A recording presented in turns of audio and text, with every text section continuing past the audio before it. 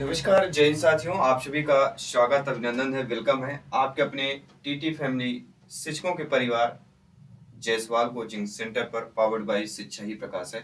आज की क्लास में हम बात करने वाले हैं एमपी टेट वर्ग 3 चयन परीक्षा में। आज की जो क्लास रहने वाली है आपके वर्ग 3 गणित मैथ्स की क्लास रहेगी। और इस क्लास में दोस्तों आज हम बात करेंगे आपके वर्ग 3 गणित में अगला जो चैप्टर हम बात करेंगे भिन्न फ्रैक्शन। आज का चैप्टर बहुत ही इंपॉर्टेंट है क्योंकि अभी तक हमने टीटी एग्जाम में देखा है कि भिन्न और फ्रैक्शन से 3 से 4 क्वेश्चन भी पूछे गए हैं, 2 क्वेश्चन भी आए हुए हैं, किसी 3 क्वेश्चन भी पूछे गए हैं। क्योंकि पूरे 1 महीने एग्जाम हुआ है तो किसी न किसी पेपर में भिन्न फ्रैक्शन के ज्यादा क्वेश्चन पूछे गए या भिन्न फ्रैक्शन के कम क्वेश्चन पूछे गए, यानी एवरेज मान सकते हैं 2 से लेके 4 क्वेश्चन जो है आपके भिन्न और फ्रैक्शन से पूछे जा रहे हैं। तो चलिए शुरुआत करते हैं वर्ग 3 maths class by Jaiswal sir. तो आप सभी का स्वागत अभिनंदन है जायसवाल सर की क्लास में। आपके शिक्षक भर्ती अपने TT family Jaiswal coaching centre पे मैं जायसवाल सर आप सभी का स्वागत अभिनंदन करता हूं। सभी मित्रों को प्रणाम और नमस्कार करता हूं। प्रत्येक ब्रदर सिस्टर का जिनका सपना है अध्यापक अध्यापिका बनना, शिक्षक बनना। तो चलिए देर न करते शुरुआत करते हैं। बाकी सभी क्लासेस चल रही है, प्लेलिस्ट भी बना दिया, तो सभी लोग ज्वाइन कीजिए, प्रिपरेशन को मजबूत कीजिए और इस बार 101% चयन परीक्षा में एग्जाम को फतेह कीजिए। तो चलिए देर न करते शुरुआत करेंगे। भिन्न फ्रैक्शन के बारे में पहले जानेंगे, क्या क्या इंपॉर्टेंट चीजें हैं। उनको जानने के बाद भिन्न फ्रैक्शन जो होता है, पहला हमारा होता है उचित भिन्न। उचित भिन्न में क्या होता है, अंश जो होता है हर से छोटा होता है। अंश क्या होता है, हर से छोटा होता है।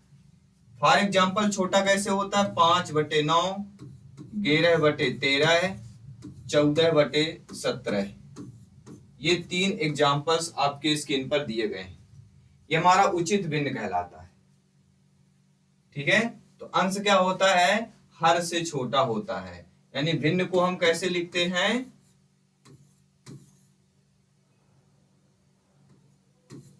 अंश बटे हर। भिन्न को हम क्या बोलते हैं, अंश बटे हर बोलते हैं। तो अंश बटे हर मतलब अंश का मान जो है कम होता है, हर का मान ज्यादा। यानी नीचे की संख्या अगर ज्यादा होगी तो वह हमारा कौन सा भिन्न कहलाएगा, सही भिन्न कहलाएगा, उचित भिन्न कहला जाएगा। इसके बाद अनुचित भिन्न क्या होता है, पहले भिन्न के बारे में पढ़ेंगे, इसके बाद टॉप 10 क्वेश्चंस करेंगे इस क्लास में। ठीक है, वो प्रश्न करेंगे, वो क्वेश्चन करेंगे जो आपके एग्जाम में पूछे जा रहे हैं, जो एग्जाम में आ रहे हैं। तो सभी लोग ध्यानपूर्वक समझिएगा।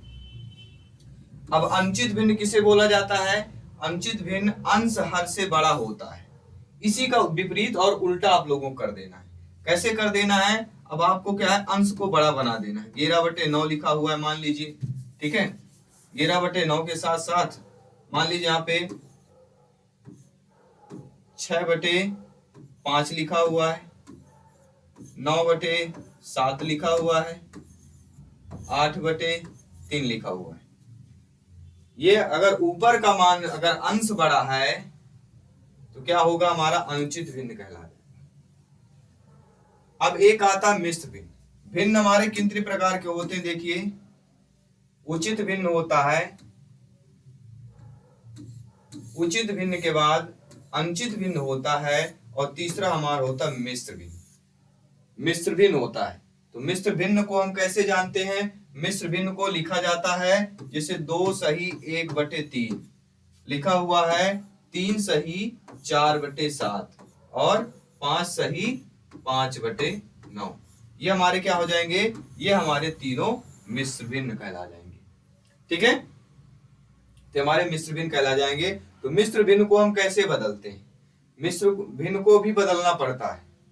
मान लीजिए कोई मिश्र भिन्न दी गई है, यहाँ पे मिश्र भिन्न को हम उचित भिन्न में लाना तो भिन्न अंश बटे हर के रूप में लाना तो कैसे लाएंगे। मान लीजिए कोई लिखी हुई है संख्या 4 सही 2/3 लिखा हुआ है, इसको उचित भिन्न में हमें लाना है। उचित भिन्न में क्या करने का, 4 का गुणा करेंगे, इससे गुणा होगा, जो भी संख्या होगी ऊपर वाली से क्या कर देंगे, प्लस कर देंगे। यानी 3 चौक 12 और 12 2 कितना हो जाएगा, 14। 14/3 ये क्या हो जाएगा, सभी लोग बताइएगा, 14/3 ये हमारा इसका उचित भिन्न निकल के आ जाएगा। तो मिश्र भिन्न को भी हम 3 प्रकार के भिन्न आपके एग्जाम में ये 3 रूपों में दिखेंगे। उदाहरण के तौर पर आप सभी लोग देखिए और समझिए। उदाहरण के तौर पे क्या देखना है कि निम्न में से उचित भिन्न को छांटना है। जो उचित भिन्न हो सभी लोग बताइए। 7/6 दिया गया है, 11/7 दिया गया है, 10/17 दिया गया है, 23/13 4 ऑप्शन दिए गए हैं। उचित भिन्न को सभी को छांटना है और कमेंट बॉक्स में हमें बताना है कि इसका राइट आंसर क्या होगा। चलिए सभी लोग बताइएगा।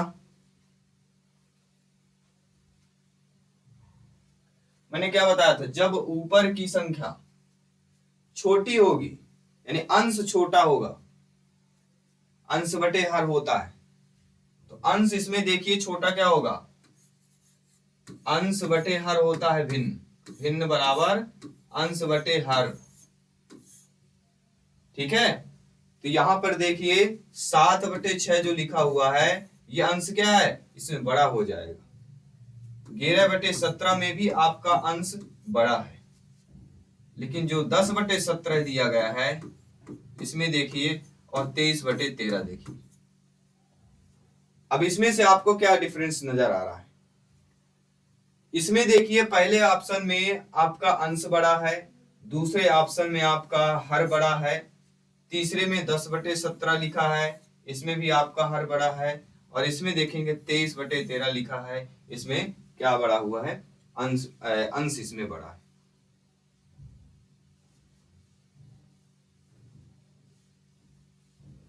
ठीक है, अब उचित भिन्न मैंने क्या बताया था, उचित भिन्न क्या होता है सभी लोग बताइए।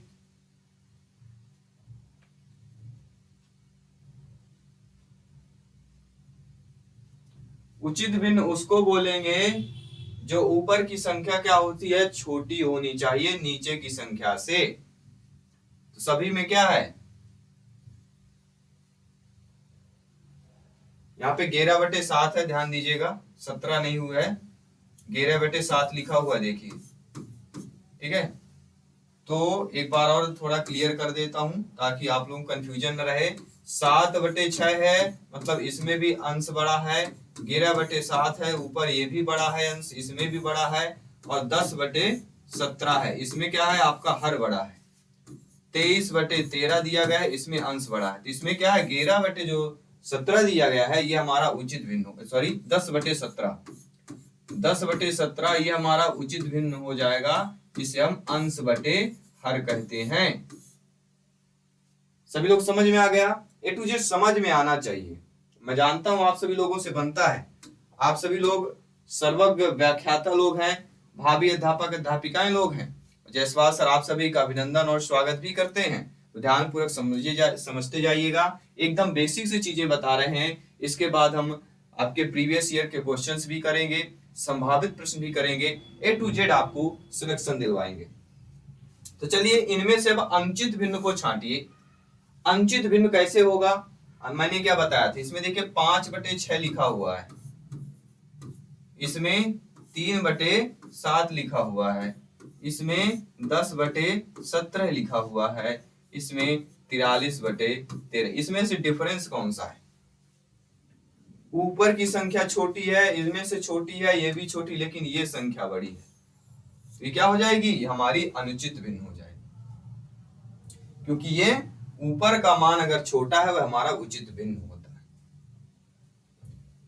अगला, इनमें से उचित भिन्न नहीं है, नेगेटिव नकारात्मक प्रश्न भी पूछा जाता है, तो आपको कंफ्यूजन नहीं होना है, नेगेटिव नकारात्मक प्रश्नों को भी हमें सॉल्व करना है। तो यहाँ पे उचित भिन्न कौन सा नहीं होगा, देखिए 7/9 दिया गया है, 17/11 दिया गया है, 10/17 दिया गया है, और 5/13 दिया गया है। इसमें भी देखिए ऊपर छोटा है, इसमें भी ऊपर छोटा है, इसमें ऊपर बड़ा है, इसमें ऊपर छोटा है, तो तीनों हमारे क्या हैं, ए सी और डी तीनों हमारे उचित भिन्न दिए गए हैं, लेकिन जो आपका 17/11 ये हमारा कौन सा भिन्न हो जाएगा, ये हमारा अनुचित भिन्न हो जाएगा। तो अनुचित और उचित भिन्न समझ लिया आपने। बहुत बहुत धन्यवाद सभी का समझने के लिए। अब तैयार हो जाइए सभी महारथी। किसके लिए तैयार हो जाएंगे? क्वेश्चंस के लिए। बेसिक चीजें समझ लीजिए पहले कि जिसके साथ का लगा होता है, प्रश्न पर देखिएगा, समझिएगा ध्यानपूर्वक, एक एक प्रश्न को, एक एक टॉपिक को नोट करते जाइएगा। जिसके साथ का लगा होता है उसको नीचे लिखा जाता है। प्रश्न को हल करते समय यूनिट क्या कैसी होनी चाहिए? समान होनी चाहिए। ठीक है ना? सभी को क्या कर लेना है? सभी लोगों को जो है यूनिट आपकी क्या होनी चाहिए? समान होनी चाहिए। चलिए बेसिक कंसेप्ट क्या है? 0.1 को हम किन किन रूपों में लिखते हैं? जिसने ये जान लिया, भिन्न के फ्रैक्शन को समझ लिया, भिन्न के A to Z क्वेश्चन को समझ लिया, भिन्न को तोड़ मरोड़ के कैसा भी प्रश्न पूछा जाएगा, आपका 1 नंबर पक्का आएगा ही आएगा, आपसे बनेगा ही बनेगा। तो कंसेप्ट समझ लीजिए दोस्तों। कंसेप्ट समझने के लिए यहां पे दिया गया है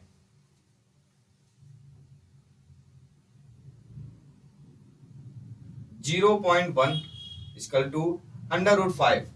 अंडर रूट अगर 5 दिया गया, पहला हमारा है, ये 0 नहीं दिया गया है, ये पहला दिया गया है। फॉर एग्जाम्पल कंसेप्ट पहला दिया गया है, √5 लिखा हुआ है।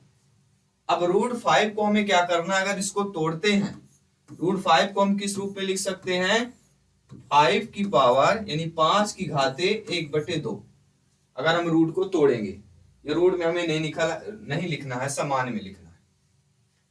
अब दूसरा देखिएगा, करनी यहाँ पे 3 दी गई है और √7 दिया गया है, √7 दिया गया है। मतलब क्या हो जाएगा? 3 करनी 7 बराबर से 7 की घात 1/3 हो जाएगी। इसके बाद तीसरा देखिए, 11 करनी √17 दिया गया है। मतलब 11 √17 दिया गया है, इसका मतलब हो जाएगा 17 की पावर 1/11। सभी को समझ में आ गया? इसके बाद अगला कह रहा है n√m, अर्थात n अंडर रूट क्या दिया गया है? m दिया गया है। तो इसको हम क्या लिख सकते हैं? m की पावर 1/n। ये चीजें आपने समझ लिया। जिसने ये समझ लिया, भिन्न के A to Z तैयारी आप कर लेंगे, भिन्न को पूरा समझ लेंगे। अब अगला जो चैप्टर है ये और भी इंपॉर्टेंट हो जाता है। क्यों इंपॉर्टेंट है भैया? सभी लोग समझिए ध्यानपूर्वक, मेरे सभी ब्रदर सिस्टर एंड टीचर समझिएगा और फीडबैक कीजिएगा। देखिए दशमलव भिन्न की अगर बात करूं मैं, डेसिमल फ्रैक्शन, ये बहुत इंपॉर्टेंट है एग्जाम की दृष्टि से। दशमलव भिन्न 2 प्रकार के होते हैं, क्योंकि आपने देखा होगा भिन्न में दशमलव दे दिया जाएगा, भिन्न को दशमलव में तोड़ने के लिए दिया जाएगा, और यहीं पे गाड़ी फंसती, यानी इसमें क्या टाइम लगता है। टाइम कम क्यों होगा? कैसे होगा? टाइम कम करने के लिए आपको समझना पड़ेगा, क्लास को देखना पड़ेगा। ठीक है, चलिए पहले शांत और अशांत।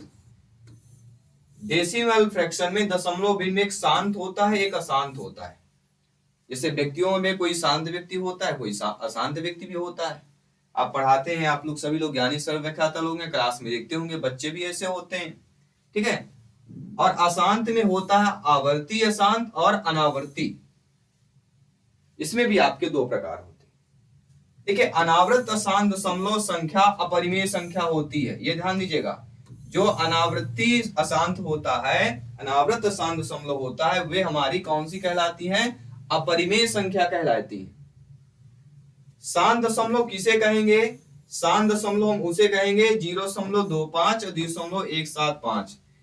0.25 दिया गया है और 0.175, ये हमारा क्या कहलाएंगे? ये हमारे शांत दशमलव कहला जाएंगे। उसी प्रकार आवृत्ति अशांत दशमलव किसे कहेंगे? आवृत्ति अशांत मतलब 0.3, 0.6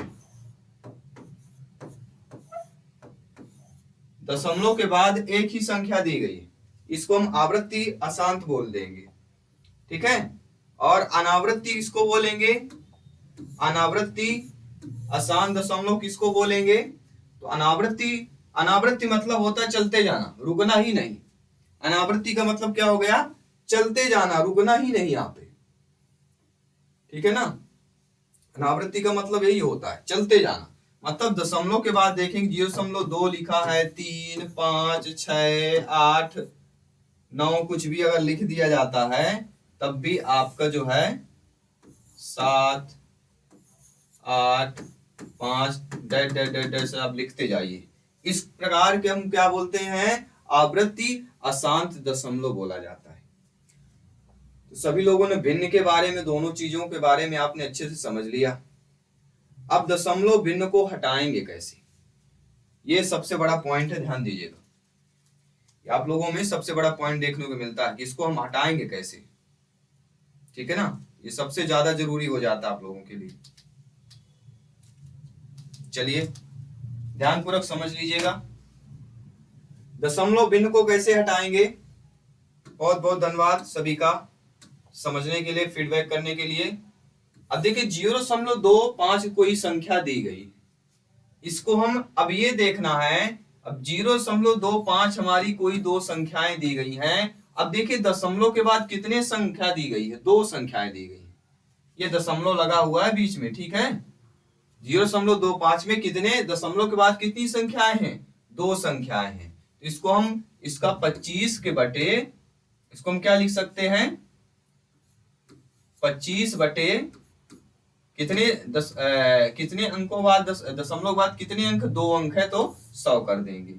मान लीजिए इसी में 0.346 दिया गया है, इसको हम कैसे लिख सकते हैं? 346 बटे दशमलव के बाद कितनी 3 संख्या है तो बटे में 3 जीरो लिख देना है, ठीक है। तो इसको हमारा क्या हो गया? इसको हम दशमलव को भिन्न में बदल देते हैं। जैसे यहाँ पे लिखा गया है 0.175 175 बटे 100 7 बटे 4 हो जाएगा। 0.52 52 बटे 100, यानी दशमलव के बाद कितने 2 अंक हैं तो 52 बटे उस संख्या को हम उतने ही जीरो से 1 लगा के 0 कर देते हैं, ठीक है। तो ये आपने समझ लिया। जैसे अब एक आता है बार वाला, कोड एक दिया रहता है, यानी कोई संख्या जिसे 0.x बार, मतलब कोई दिया गया 0.x और ऊपर बार दे दिया गया। इस बार को हम कैसे समझते हैं, कैसे जानते हैं? मान लीजिए कोई संख्या 0.3 बार दी गई है, इस बार का तात्पर्य होता है 3/9 अर्थात 1/3। अगला है 0.6 और ऊपर बार संख्या कोई दी गई है, इसका तात्पर्य क्या होता है? 6/9 अर्थात 2/3। मतलब उसी संख्या की बार बार पुनरावृत्ति होना बार का मतलब होता है। ये आपने समझ लिया, ये बहुत ही अच्छा है। और ये भी जानना बहुत जरूरी सभी लोगों के लिए। क्या जानना जरूरी है? देखिए ध्यानपूर्वक समझिए। A to Z आपको बताएंगे, कोई भी चीजें जो है आपको मिस नहीं होने वाली है, क्योंकि यहाँ पे सिलेक्शन चयन परीक्षा की बात कारी है, एक सरकारी अध्यापक के सीट की बात है, ठीक है। तो यहाँ पे हम A to Z एक एक पॉइंट आपको बताने वाले।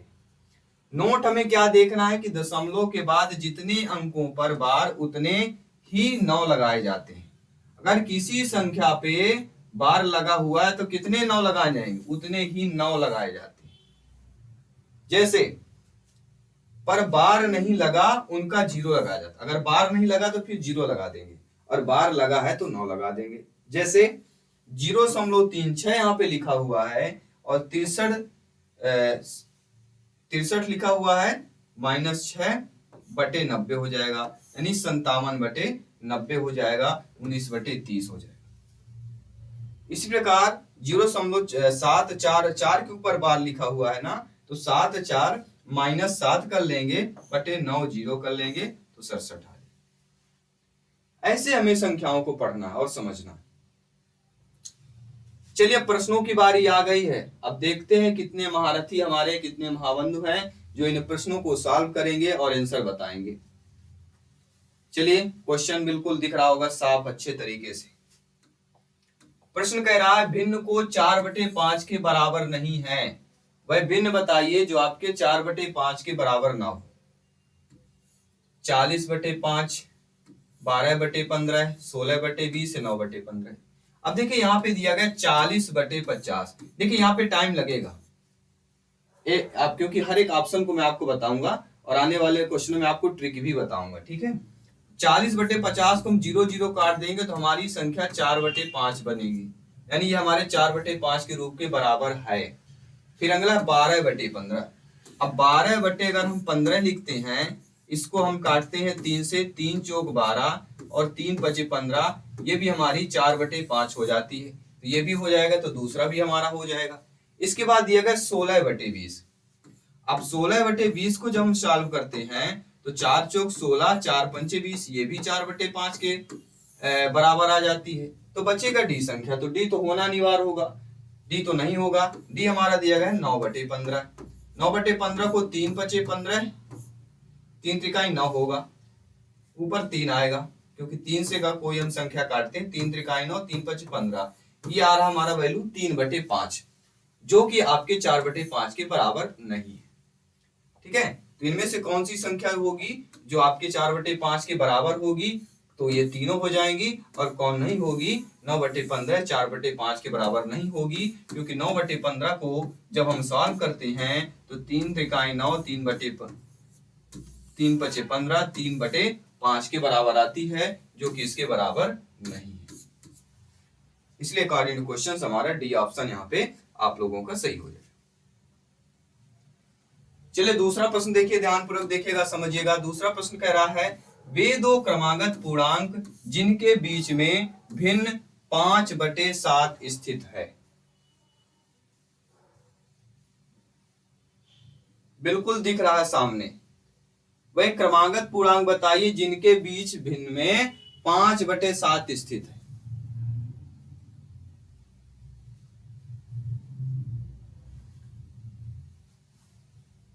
पहला ऑप्शन, दूसरा ऑप्शन, तीसरा ऑप्शन, चौथा। बहुत इजीली इसको आंसर कमेंट करिए सभी लोग। इसका सॉल्व करके आप सभी लोगों को कमेंट करके बताना, फीडबैक करके बताना, क्योंकि बहुत इजीली क्वेश्चन है, सभी लोग कर लेंगे। चलिए बहुत बहुत धन्यवाद। नहीं कर पाएंगे तो अगले हम प्रैक्टिस सेट क्लास में कराएंगे। एक बार अपने से कोशिश कीजिए सभी लोग। 1/4 को हर 12 के रूप में लिखने पर उसका अंश कितना होगा? सभी लोग लिखिए, 1/4 को हर 12 के रूप में लिखने पर उसका अंश बताना है। सभी लोग इसका अंश बताइए, क्या राइट आंसर आने वाला है?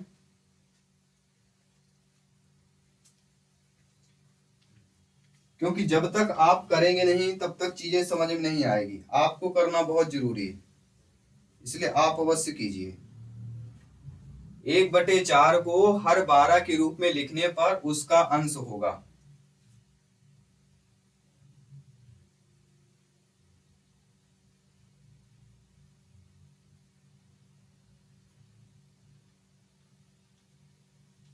पहला ऑप्शन सही होगा। सभी लोग देखिए, क्या सभी का 3 आ गया है?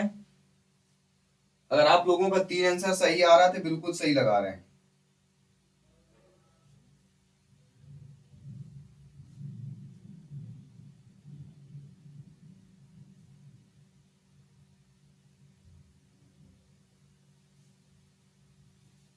चलिए आ गया सभी लोगों को। अगले क्वेश्चन की तरफ बढ़े या इसको समझना है? इसको समझना है, चलिए समझा देते हैं सभी लोगों को। अब देखिए यहाँ पे कह रहा है 1/4 और हर हमारा कहाँ होता है? नीचे होता है। तो 12 के रूप में अगर है तो अगर 4 में हम 3 का गुणा कर देते हो तो हर हमारा किसके रूप में हो जाता है? 12 के रूप में हो जाएगा कि नहीं हो जाएगा? ठीक है। तो जब हम नीचे गुणा करेंगे 3 का तो ऊपर भी हमें 3 का गुणा करना पड़ेगा। तो जब ऊपर करना पड़ेगा तो ये हमारा क्या बन जाएगा? 3/12 हो जाएगा। और 3/12 को अगर हम काटते हैं तो क्या वैल्यू आ जाएगी? 3/12। उसका अंश क्या हो जाएगा? यही तो पूछ रहा है। 1/4 को 12 के रूप में अगर लिखते हैं तो लिखने पर उसका अंश, अंश हमारा क्या कहलाता है? अंश बटे हर। अंश हमारा ऊपर की संख्या कहलाती है, तो अंश हमारा यहाँ पे 3 हो जाएगा। पहला ऑप्शन जो दिया गया आप लोगों का सही हो जाएगा। ठीक है, चलिए बढ़ते हैं अगले प्रश्न की तरफ। अगला प्रश्न देखिएगा ध्यानपूर्वक क्या कह रहा है। बहुत ही अच्छा, बेहतरीन, लाजवाब प्रश्न दिया गया है। कि निम्नलिखित में से कौन न्यूनतम रूप में नहीं है। न्यूनतम मतलब होता है कम से कम, ठीक है। तो 7/5, 15/20, 13/33, 27/28 दिया गया है। तो सभी लोग बताइए इनमें से निम्नलिखित में से कौन न्यूनतम रूप में नहीं है।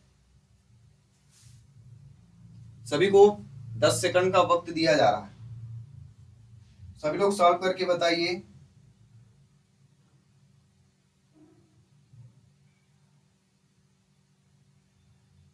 न्यूनतम मतलब होता है सबसे कम से कम, ठीक है।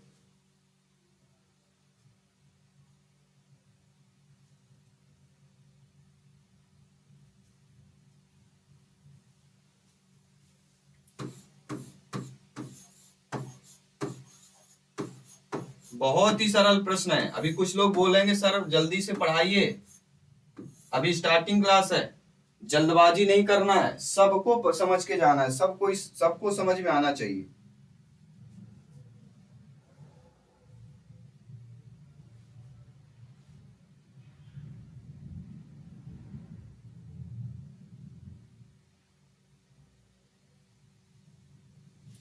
अब देखिए जैसे 7/5 को तुम किसी संख्या से काट नहीं सकते हैं।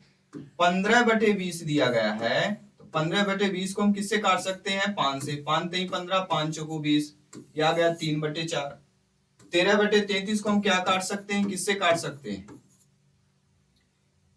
13/33 किससे काटा? 11 3 33 या 3 से कट सकता है, तो 13/33 हम किसी से नहीं काट सकते। 27 28 को भी हम किसी से नहीं काट सकते। तो कौन सा सबसे न्यूनतम रूप में नहीं, अब बताइए सभी लोग। तो हमारा जो दिया गया 3/4, जो बी ऑप्शन कह रहा है, जो बी ऑप्शन दिया गया है, ये हमारा क्या होगा? न्यूनतम रूप में नहीं होगा।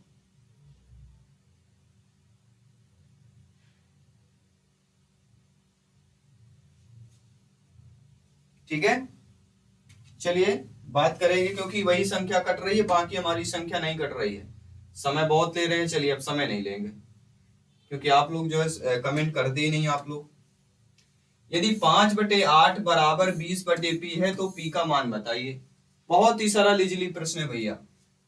सभी ब्रदर सिस्टर एंड टीचर सभी ध्यानपूर्वक समझिएगा। सभी मित्रों को जय हिंद, वंदे मातरम। साथियों, आपका प्रत्येक कमेंट फीडबैक सर्वोपरि है, सम्मान है।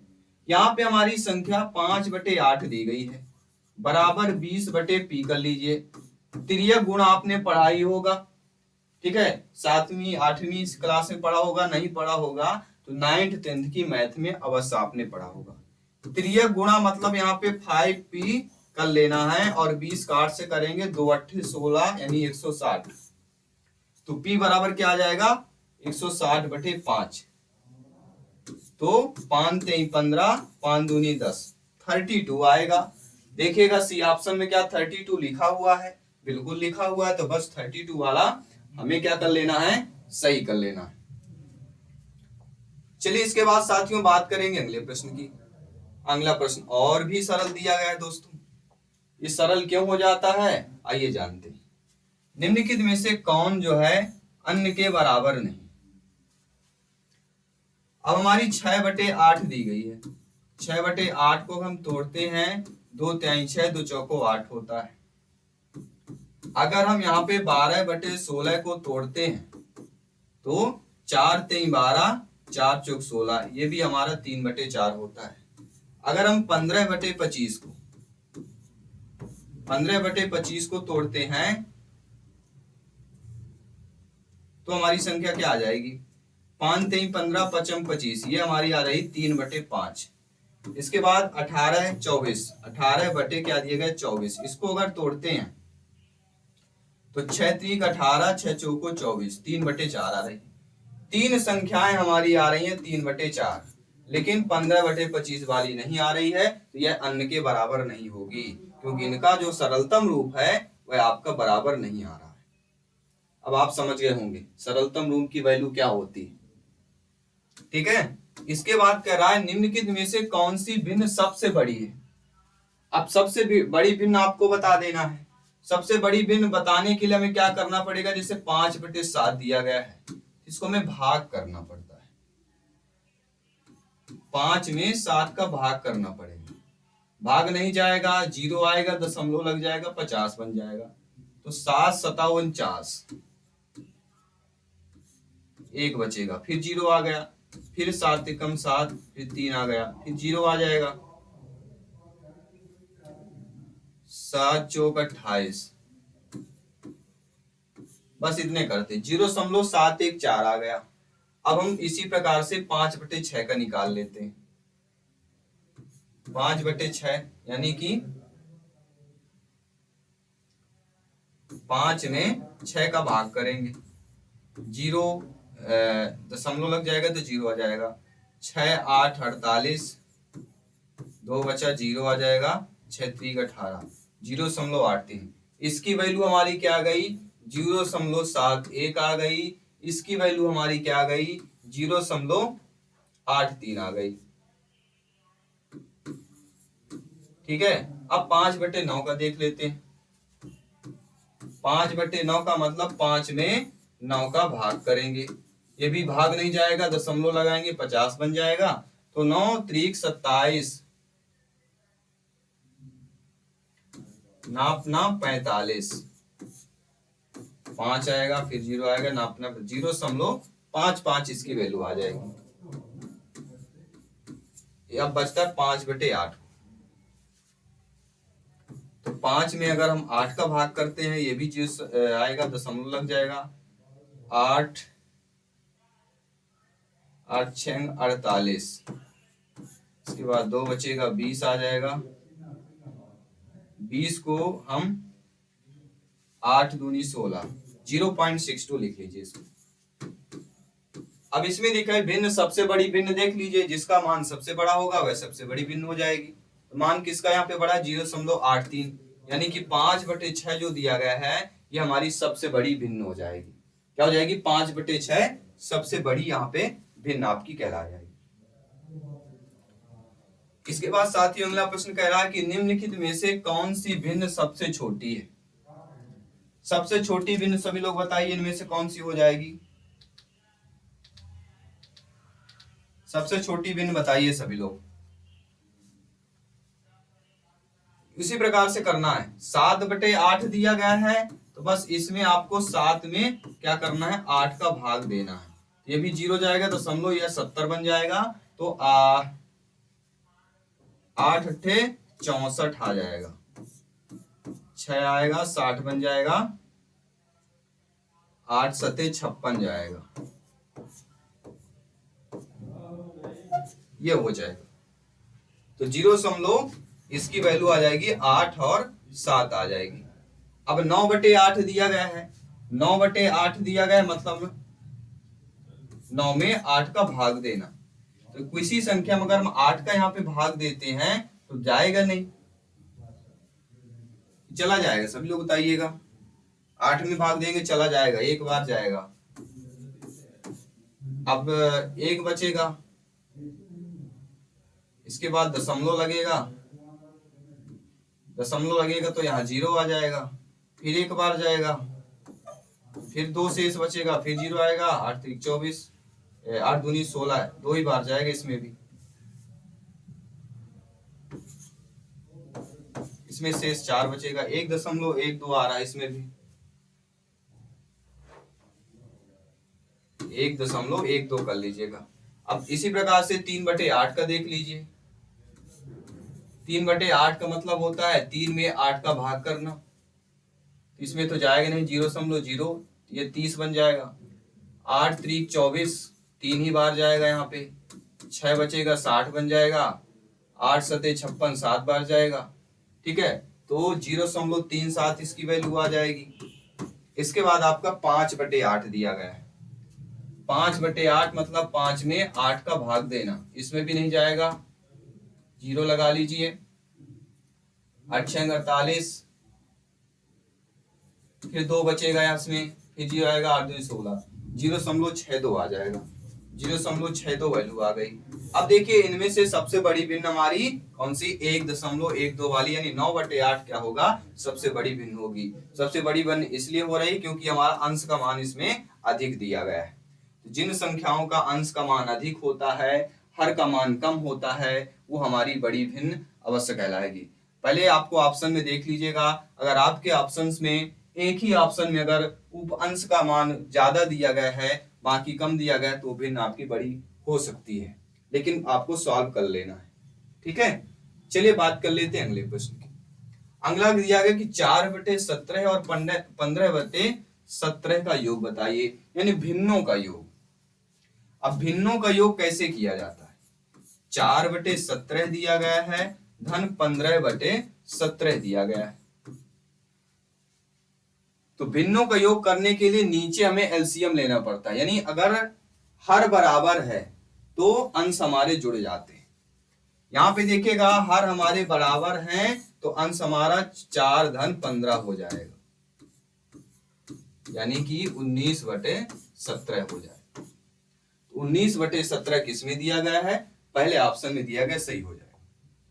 चलिए लास्ट क्वेश्चन क्या कह रहा है, लास्ट क्वेश्चन देख लेते हैं। इसके बाद कल की क्लास बेहतरीन और लाजवाब होगी। वो सारे प्रश्न करेंगे जो आपके प्रीवियस ईयर में पूछे गए प्रश्न हैं। आपके लिए संभावित प्रश्न हो सकते हैं, आपके लिए 2 से लेके 4 नंबर तक पक्के करने वाले प्रश्न हो सकते हैं। साथियों 19/9 में से 5/9 को घटाने पर हमारा परिणाम क्या आता है? अभी क्यों घटाना, अभी तक हमने भिन्न का क्या बताया आप सभी को, जोड़। अब भिन्न का घटाना देख लीजिए। यहाँ पे हमारा 19/9 दिया गया है और -5/9। यहाँ पे ये देखना है हमारे क्या है, हर अभी बराबर है। जब हर बराबर होते हैं तो ऊपर जो भी वैल्यू होती, चाहे घटाना हो जोड़ हो, वो कर दिया जाता है, संक्रिया हो जाती है। तो हम अगर जब भी हमारे हर बराबर होते हैं, ठीक है, तब हमारा 19 माइनस डायरेक्ट हम 5 कर देंगे। जब 19 में से 5 को माइनस करते हैं तो हमारी वैल्यू क्या आती, 14 है, 14/9, यानी 14/9, जो कि बी ऑप्शन हमारा कह रहा है। तो आई होप सभी लोगों ने अच्छे तरीके से समझ लिया होगा। बेहतरीन आज की क्लास रही होगी और आप लोग अच्छा समझे भी हैं क्लास को, तो मुझे भी अच्छा खुशी होती जब आप लोग अच्छे तरीके से समझते हैं। ये क्लास आप लोगों को कैसी लगी आपको कमेंट बॉक्स में अवश्य बताना है। बाकी सभी क्लासेस चल रही हैं, सभी सब्जेक्ट की क्लासेस चल रही हैं। जिनको भी नोट्स चाहिए हो तो यहाँ पे आप लोगों को इस हमारा संस्था का जायसवाल कोचिंग सेंटर का व्हाट्सएप नंबर है 9630689598। जो भी संस्था में अगर आप भी इच्छुक है पढ़ाने के लिए तो आप भी आ सकते हैं। अगर सतना के आसपास से हैं, इसमें व्हाट्सएप में अपना डिटेल दीजिए और आप भी इस टीम का हिस्सा बन सकते हैं। तो धन्यवाद सभी का, जय हिंद, वंदे मातरम। मिलता हूं आपकी अगली क्लास पे। धन्यवाद सभी।